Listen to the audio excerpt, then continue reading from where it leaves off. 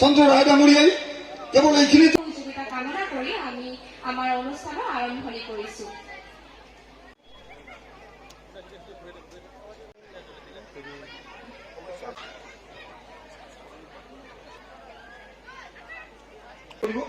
আমাৰ কমিটিতে খবৰ এবাৰ আমি সম্বৰ্ধী গামছাৰ সম্বৰ্ধনা জ্ঞাপন কৰছি। এগৰাকী কবি শিক্ষাবিদৰ উপৰি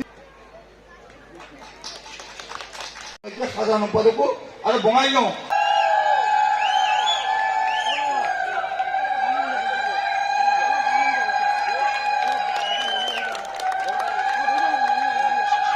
খগেন চন্দ্ৰ ৰায়ৰ বঙাইগাঁও কোষ্টাজংশী ছাত্ৰ সন্থাৰ সহযোগত আৰু বঙাইগাঁও কেন্দ্ৰীয় বিষয়া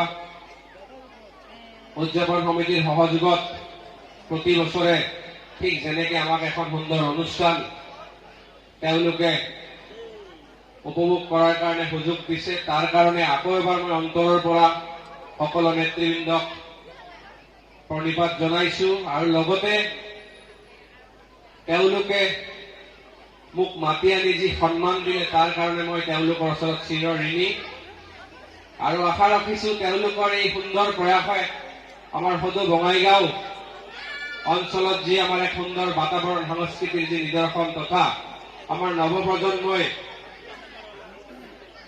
তেওঁলোকৰ নিদৰ্শন দেখি যেন সময়ত তেওঁলোকে ঠিক এনেকুৱা অনুষ্ঠান পাতি আহে, সেই তেওঁলোকৰ যি সুন্দৰ অনুষ্ঠানটো আপোনালোকে সুন্দৰভাৱে উপভোগ কৰি তেওঁলোকক কৃতাৰ্থ কৰে যেন। আৰু লগতে মই আকৌ এবাৰ তেওঁলোকক ধন্যবাদ জনাইছো, তেওঁলোকে মাতি আনি যি সন্মান দিছে মই সেই সন্মান হিৰত লৈ আগন্তুক দিনত তেওঁলোকৰ লগত যেনেকুৱা ধৰণৰ সহায় সহযোগিতা লাগে মই তেওঁলোকক সহযোগ কৰি যাম বুলি মই প্ৰতিশ্ৰুতি দিছো আৰু লগতে তেওঁলোকৰ চৰণত আকৌ এবাৰ মই নমস্কাৰ জনাইছো। ধন্যবাদ।